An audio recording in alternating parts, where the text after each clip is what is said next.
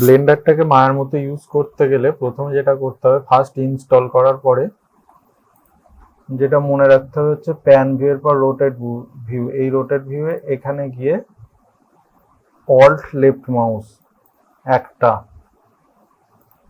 2 নম্বর হচ্ছে alt middle mouse,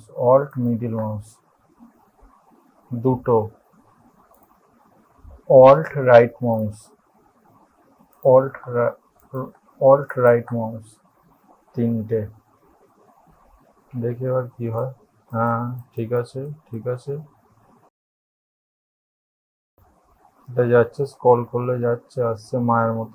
এটা একটা হলো। আর একটা যেটা করতে হবে সেটা হচ্ছে সিডি ভিউটাকে বাদ দিয়ে ফ্রেম খুঁজতে হবে।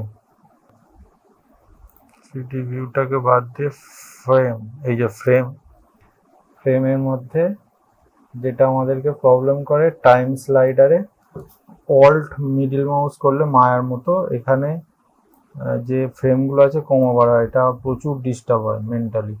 তো এটাকে ঠিক করার জন্য হচ্ছে অল্ট হোয়াইল ডাউন, এটাকে আমি কন্ট্রোল হোয়াইল ডাউন করব, এটা কন্ট্রোল হোয়াইল ডাউন। আর এটা অল্ট হোয়াইল আপ, এটা কন্ট্রোল হোয়াইল আপ। ব্যাস, তাহলে আর এখানে বারবার ওই জিনিসটা হবে না। অল্ট প্রেস করলে যে এখানে এই যাতায়াত করে, এটা আর হবে না। এটা হলো।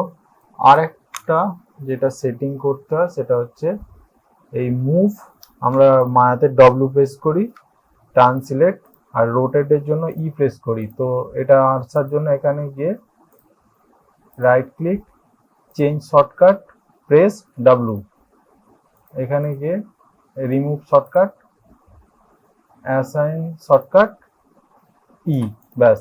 এবার একবার খালি চেক করে দেখে নিই, ডাব্লিউ ই, ব্যাস, আর কিছু না। এবার পুরোপুরি মায়ার মতো কাজ করবে, মায়া আর্টিস্ট যেমন যেভাবে করে সেভাবে। ওকে।